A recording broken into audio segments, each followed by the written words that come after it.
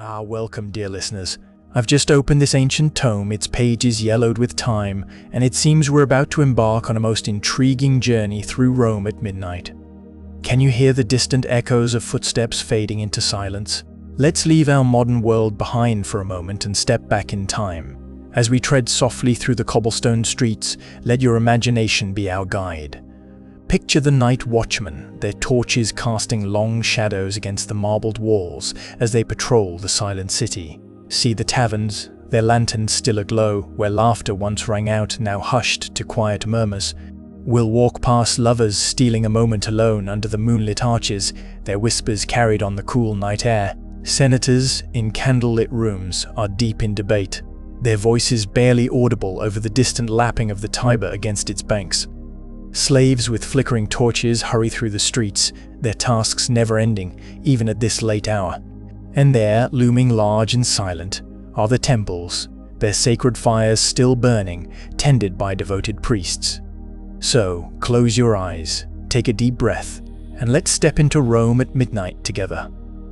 Who knows what stories we'll uncover as we wander through history's dark heart.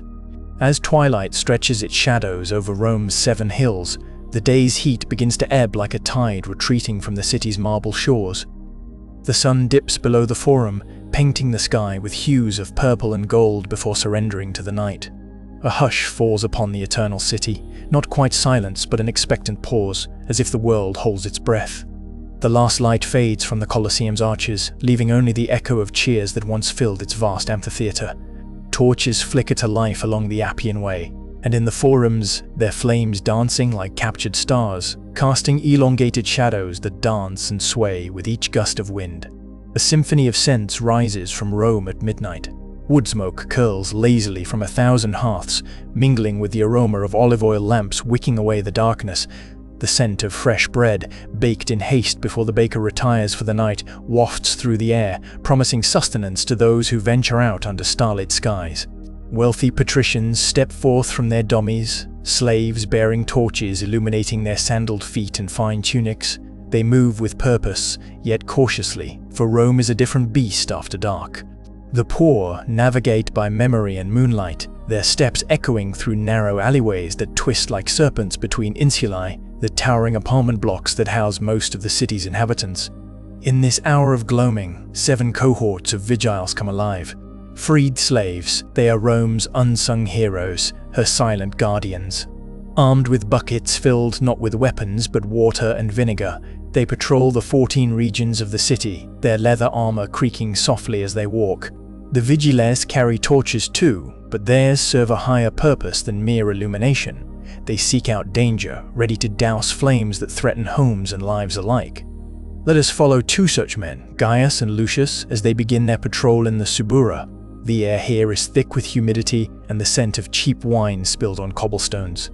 They walk slowly, torches casting flickering shadows on crumbling walls adorned with graffiti, crude drawings and scurrilous slogans carved by those who have nothing else to claim as their own. Gaius, his face etched with lines earned from years spent watching over Rome at night, breaks the silence. The moon is full tonight, he observes, his voice barely above a whisper, yet clear in the quietude. Lucius, younger but no stranger to the vigiles' ways, nods solemnly. "A good omen, I hope," he replies, fingers brushing against the gladius at his side. Their footsteps echo through deserted streets, each step measured and deliberate. They pass by taverns filled with laughter and argument, where patrons drink away their worries until dawn forces them back into daylight lives. The scent of roasting pork wafts from an open doorway, mingling with the acrid smell of torch smoke that clings to Gaius's and Lucius's tunics. A sudden noise, a muffled thump, perhaps a falling tile or maybe something more sinister, draws their attention. Both men stop, torches held high, eyes scanning the darkness. Nothing stirs except shadows dancing macabrely on crumbling walls. They move on, hearts pounding slightly faster than before. The vigiles continue their circuitous route through the Subura, passing by laundry lines strung high above alleyways like ghostly spiderwebs and doorways where beggars huddle for warmth. Here, in this labyrinthine warren of humanity, even the wealthy tread carefully after dark. As they near the Forum Romanum, Gaius pauses beside a crumbling temple dedicated to some long-forgotten god. He extinguishes his torch, plunging them into sudden darkness save for the faint glow of distant torches and the silver light of the moon. Lucius follows suit, his breath catching slightly as his eyes adjust to the gloom. "Listen," Gaius whispers, tilting his head ever so slightly. A distant rumble reaches their ears, not thunder, but the collective heartbeat of Rome at midnight. The murmur of voices from taverns and brothels, the rhythmic dripping of water from eaves, the occasional clip-clop of a horse's hooves on cobblestones. It is the symphony of the sleepless city, played only for those who know how to hear it. They stand there, side by side, two sentinels bathed in silver moonlight. For a moment, they are not mere vigiles, but something more, guardians of Rome's dreams and nightmares alike. Then, with barely a rustle of leather armor, they rekindle their torches and continue on their patrol. For Rome sleeps fitfully, if at all, and there is still much to see, much to hear, much to protect from the ravages of time and flame. And so Gaius and Lucius walk on, shadows dancing before them like silent companions, as midnight's cloak envelops the eternal city in its embrace. In the heart of Rome, as the second hour of night begins to paint its velvet cloak over the city, we find ourselves in the bustling Subura district. The Popina we seek is nestled between a laundry and a cobbler's shop, its warm glow spilling onto the cobbled street like melted gold. The air is thick with aromas. Garum, that pungent fish sauce, mingles with the earthy scent of cheap wine and the sharp tang of frying onions. The door creaks open, inviting us into a realm bathed in torchlight and shadow. To our left, a counter runs along the wall, cluttered with amphorae of wine, terracotta jars of olives, and baskets heaving with fresh bread. Behind it, a freed slave, his tunic stained with grease and tomato paste, tends to a fire where a cauldron of lentils bubbles gently. Straight ahead lies the hub of activity, a long wooden table surrounded by a motley crew. Off-duty soldiers, their armor discarded but weapons still at their sides, laugh loudly over a game of ludus latrunculorum, dice clattering like miniature thunder. A dockworker, his muscles honed by hard labor, leans against the wall, watching the scene with weary eyes as he sips from his cup. In one corner sits a poet, his fingers stained with wax from the tablet resting on his lap. He nurses a cup of Falernian wine, its rich aroma wafting through the room as he scratches verses onto the beeswax surface.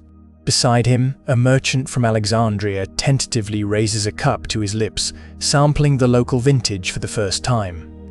The food is simple, humble fare. Crusty bread torn into chunks, glistening olives piled high in bowls, steaming lentils dished out onto wooden plates. Occasionally, scraps of roasted meat find their way onto the table, remnants from wealthier feasts but no less relished here. The wine flows freely, diluted with water as is Roman custom, sometimes heated with spices to ward off the chill of the night. The air vibrates with sound, laughter echoing off the stone walls, dice tumbling and clicking against wood, someone in the corner attempting a song, their voice barely keeping pace with the lyre accompaniment.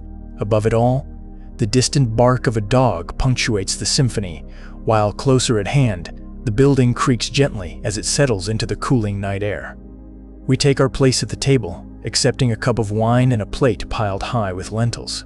The heat from the fire warms our cheeks, the steam from our bowl fogging up our glasses. We listen to the ebb and flow of conversation around us, letting it wash over like the gentle rhythm of waves against a shore. The poet beside us catches our eye, pushing his wax tablet towards us with a smile. "Would you care to contribute?" he asks softly, his voice barely audible over the din. We take up the stylus, its tip cool and smooth under our fingers. As we begin to write, the room fades away, leaving only the dance of words on wax. Time stretches out like taffy, elastic and malleable. It could be hours or mere minutes before a hand claps us on the shoulder, rousing us from our reverie. "Last call," the freed slave shouts over the din, beginning to douse the fires with water. The room shifts, patrons rising groggily to their feet, donning cloaks and gathering belongings. We step back out into the night, the cool air a stark contrast to the warmth of the Popina. Behind us, the door closes softly, extinguishing the light like a snuffed candle flame. But the glow lingers within us, a warm ember banked against the cold hours until dawn breaks over Rome once more. Now, let's continue our journey through the sleeping city. In the hushed embrace of midnight, Rome breathes differently. The marble heart beats slower, its pulse a whisper rather than a roar. Let's step into this private world, where shadows dance and secrets unfold. We begin at the theatre of Marcellus, where the echoes of laughter and applause have faded like distant thunder. The torchlight flickers, casting long shadows that seem to whisper tales of comedies and tragedies enacted here by day. A lone nightingale trills from its perch atop a marble mask of Medusa, her stone gaze fixed on the empty stage. Our path leads us through the Forum Romanum, now deserted save for the sentinel gods who stand guard over their ruins. The air is cool, carrying with it the faint scent of wood smoke and distant cooking fires. We tread softly on cobblestones worn smooth by centuries of sandals and cartwheels. The Colosseum looms ahead, its arches like gaping mouths silent in the night. We pause at the fountain of Venus Libitina, where once women came to draw water under the cloak of darkness. Its waters ripple softly, reflecting the torchlight from a nearby temple. Here we might hear Ovid's whispered advice to young men seeking romance. By this fountain, beneath the moon's soft glow, young men should come, with hearts aflame and slow. Here maidens tread, their jars on hips held high, and in their eyes a promise for the sky. So, let's follow his words and find ourselves in the Palatine Quarter. Here stands a young man of equestrian family, lamp held aloft, waiting by the fountain in a small square. His breath mingles with the cool night air, his heart echoing the distant call of an owl. He waits for her, Claudia Metelli, Ovid's muse and mistress. Her footsteps approach, soft on stone, punctuated by the rustle of silk against marble. They meet under the moonlit fountain, their reflections entwined in the rippling water. But Rome is not just a lover's tryst at midnight. It's also a stage for power plays enacted behind closed doors. Let's leave our lovers and venture into the grander, darker private Rome. We find ourselves outside a senator's house on the Caelian Hill. The curtains are drawn, lamplight behind closed shutters casting a warm glow onto the cobblestones below. Inside, voices murmur like distant thunder. They speak of consulships and laws, of alliances forged and broken. A man's future is decided here, his name whispered into existence or obliterated by a shake of the head. This too is Rome at midnight, the eternal city's pulse beating strong beneath the cloak of darkness. We move on, through streets where shadows dance and secrets hide. We pass the insulae, tall apartment blocks that loom like silent sentinels. Their windows are dark, save for an occasional candle flame flickering like a captured star. Here live Rome's artisans, its slaves, its freedmen, the city's lifeblood pulsing unseen beneath the skin of marble and power. We reach the Temple of Vesta, where the eternal flame burns low but steady. Here, the Vestals keep their vigilant watch even as the rest of the city sleeps. Their silence is profound, broken only by the occasional hiss of a sandal on stone or the rustle of fabric as one priestess relieves another. The night deepens, and with it, Rome's secrets become more intimate. We hear the soft whispers of lovers in hidden courtyards, the muffled laughter from behind tavern doors where cheap wine flows freely. We smell the aroma of fresh bread wafting through an open window, a baker already at work for tomorrow's markets. We find ourselves back at the theatre of Marcellus, but now it's truly night. The torchlight has flickered out, leaving only starlight to guide us. Here, Rome feels ancient beyond measure, its stones echoing tales of centuries past. But there's comfort in this too, a sense of continuity, of life going on regardless. As we stand here, bathed in the cool light of the moon and stars, let's take a moment to listen. Listen to Rome breathing softly around us. Feel her heartbeat beneath our feet, steady and strong. This is the eternal city at midnight, love and power intertwined, secrets whispered behind closed doors, shadows dancing under the silver gaze of the moon. And now, it's time for us to leave this private world, to let sleep claim us as Rome continues her vigilant watch. Let the sounds of the night soothe you, the distant call of an owl, the rustle of leaves in the breeze, the gentle hum of the eternal city at rest. Good night, sweet Rome, until we meet again under the starlit sky. In the heart of Rome, as the sun surrenders its reign to the moon, a symphony of change unfurls upon the ancient city's cobblestone stage. The torchlights cast their warm, flickering shadows, dancing like spectres upon the marble facades of palatial homes and basilicas alike. The heat from these flames kisses the cool stone, breathing life into the once scorching day that now sighs in relief under the cloak of night. The air is thick with the scent of wood smoke and spilled wine, a testament to the day's labor and the night's revelry. It clings to your skin, a reminder of the city's pulse, its heartbeat echoing through the streets long after the last customer has stumbled from the taberna. The taste of it lingers on your tongue, not unpleasant, but grounding, like the first bite of fresh bread after a day's fast. The sandals of Romans slap against the cobblestones in rhythm with their hearts, a cadence that slows as they retreat into their homes, leaving behind an expectant hush. It is at this hour, the third, when Rome belongs to those who are often unseen during the daylight hours. The slaves, the backbone of the empire's grand machine, take their turn to claim the city under the cloak of night. In the vast domes of the wealthy, kitchen slaves tend to the embers in the lararium hearths, coaxing them into a gentle glow that will welcome the household gods at dawn. Their calloused hands move with practiced ease over the ashes, their breathing soft and steady, like the rhythm of waves against a distant shore. They are the guardians of the eternal flame, ensuring that Rome's divine patrons are never left in darkness.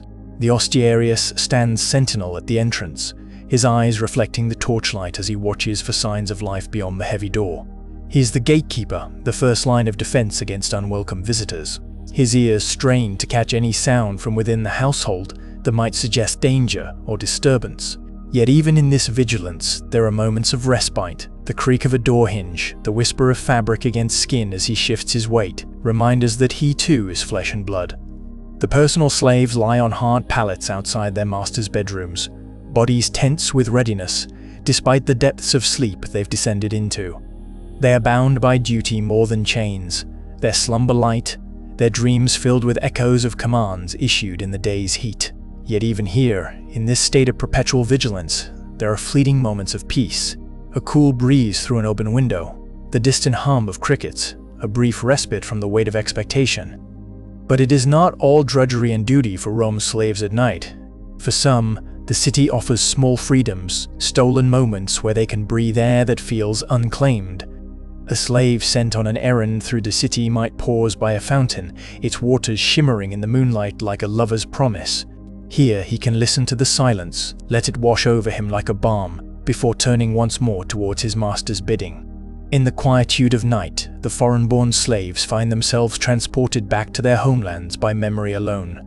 An Egyptian slave might close his eyes and inhale deeply, seeking out the scent of the Nile, its brackish tang a stark contrast to Rome's salted sea air. A Syrian might hum an ancient lullaby under his breath, his voice carrying echoes of a language long forgotten by those around him. And a British slave could find comfort in the cool touch of stone walls, reminiscent of the damp earth and mossy stones of his childhood home. As the fourth hour approaches, Rome's streets grow quieter still. The taverns close their doors, their patrons spilling forth like wine from an overturned amphora, drunk on laughter and libations. They stumble homewards, arms slung around one another for support, leaving behind trails of half-remembered songs and whispered promises. The vigiles, Rome's night watchmen, continue their patrols, lanterns held aloft like beacons against the darkness. Their footsteps echo through empty forums and along deserted VI, a steady metronome marking time until dawn breaks. They are the city's heartbeat in the dead of night, its lifeblood coursing through its veins even as its inhabitants lie dormant.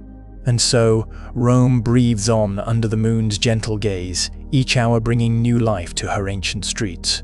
From the slaves tending fires and keeping watch, to the foreign-born dreaming of home, to the vigiles ensuring safety for all, this is Rome at night, a city alive with stories waiting to be told, whispers waiting to be heard.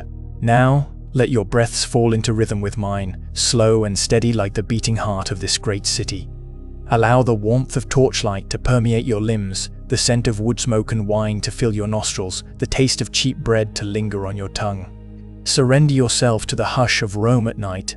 Let it wrap you in its embrace like a soft, welcoming cloak. As we drift together towards sleep, imagine now that you are walking along the Via Sacra, her cobblestones smooth beneath your sandals from centuries of wear. The torchlights here are fewer, their flames guttering low as if sensing the approach of dawn. You can feel the city's heartbeat slowing, its pulse becoming less insistent, more gentle. To your left stands the Basilica Julia, her marble columns standing tall and proud even in the dim light. To your right, the great Arch of Augustus looms large, a testament to Rome's power and might.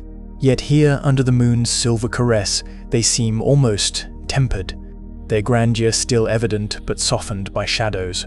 Ahead lies the Forum Romanum, its once bustling plaza now hushed, the ghosts of speeches echoing silently through empty air. Here, Rome's past and present coexist peacefully, each hour bringing new life to her ancient stones. As you walk deeper into the Forum, feel the cool marble beneath your fingertips, hear the gentle rustle of leaves from nearby trees, smell the faint tang of dew on stone. Find yourself a spot amidst this ancient grandeur, perhaps beside the lapis niger, its black stone surface worn smooth by countless hands reaching out to touch history. Here, let the rhythm of Rome's heartbeat lull you further into tranquility. Breathe in time with her pulse, slow and steady, allowing each exhale to carry away any remaining tension or worry. And so, as we draw close to the 5th hour, let us surrender ourselves fully to sleep amidst the whispers of ancient Rome. Let the city's heartbeat become our own, its rhythm a lullaby sung in time immemorial. For tonight, we are not merely visitors but inhabitants, our dreams intertwined with hers, our breaths echoing through her veins. Sleep now, dear listener, cradled in the embrace of Rome at night. Sleep and know that you are safe, that all is well. For even as dawn approaches, there will always be another hour when Rome belongs to those who dream beneath her watchful gaze. And until then, let us rest easy, lulled by the soft cadence of this great city's eternal heartbeat. Good night. In the hush of midnight, Rome breathes differently, its stone heart pulsing with ancient secrets. Let us wander her nocturnal paths, where torchlight dances like ghosts on cobblestones worn smooth by time and sandals. We begin at the Forum Romanum, a vast plaza bathed in silvery moonlight, the marble temples and basilicas slumbering giants in the night. The Temple of Vesta stands sentinel, its round shape echoing the curve of the earth itself. Within its circular cellar, the sacred fire burns, untended yet undying as it has for centuries. A Vestal Virgin, her white stola glowing like a spectre, tenders the flames with rhythmic ease, her face aglow with reflected heat and devotion. Pause here, listen to the crackle of wood, smell the pungent smoke that ascends to the gods, feel the warmth on your skin. This is the eternal flame, witness to Rome's rise, witness to her fall perhaps. Yet tonight, it burns only for this moment, this breath, this beat of Rome's endless heart. Now, turn away from the fire's hypnotic dance and climb the Palatine Hill. The air grows cooler as you ascend, carrying with it whispers of history and the faintest scent of incense. Atop the hill stands the Temple of Jupiter, Optimus Maximus, its gilded roof catching moonlight like a beacon guiding lost ships home. The temple sleeps now, its massive stone doors closed against the night. Yet within, priests dream in small chambers off the main cellar, their dreams filled with omens and divine decrees. In the courtyard, sacred geese slumber amidst the wreckage of once grand feasts, their honks having saved Rome from Gallic invaders centuries past. Rest a while here, on the temple steps, under Jupiter's watchful gaze. Hear the distant murmur of the city, feel the gentle breeze that carries Roman life upwards to the gods. Inhale deeply, the night air is thick with incense and memories. But Rome is more than grand temples and sacred flames. She is also the Lares Compitales, neighborhood gods enshrined in tiny altars at street corners, tended by residents who leave offerings of simple cakes and wilting flowers. As you walk down winding alleyways, their scent, sweet yet earthy, follows you like a familiar friend. Here, pause before one such shrine. It's tucked away between two crumbling buildings, almost forgotten amidst the shadows. Yet it too has its tale to tell. A garland of wilted flowers hangs askew across its small stone face, while beside it, a tiny cake lies half-eaten by night creatures. This is Rome's heartbeat, her everyday devotion. Not grand, not eternal, but no less sacred for all that. As you continue your journey through Rome's midnight streets, let the city's scents envelope you. Wood smoke from braziers burning outside taverns, the tang of fresh bread wafting from bakeries preparing for dawn, the rich aroma of olives and herbs mingling with the faint underlying note of salt from the Tiber's waters. And listen, hear the city's lullaby, The clip-clop of sandals on stone, the distant honk of geese disturbed by dreams, the murmur of lovers' whispers echoing off ancient walls. This is Rome's nocturnal symphony, played out night after night since time immemorial. Finally, find yourself a quiet spot, perhaps atop the Aventine Hill, where you can gaze down upon the sleeping city below. Here, amidst the rustle of leaves and distant echoes of life, let your body grow heavy, your thoughts slow. Feel Rome's heartbeat in your own chest, her breath in your lungs. You are part of her now, as she is part of you. Close your eyes. Let the night wrap around you like a cloak. Inhale deeply once more. Incense, smoke, bread, salt, history, Rome. And as you exhale, feel yourself sinking into the cobblestones, becoming one with this eternal city, her gods, her people, her dreams. Sleep now, dear traveler. Sleep under Rome's watchful gaze, lulled by her ancient rhythms, cradled in her enduring embrace. In the hushed hour when Rome retreats from the day's clamor, we find ourselves upon the Pons Aemilius, the ancient bridge that spans the Tiber like a sigh.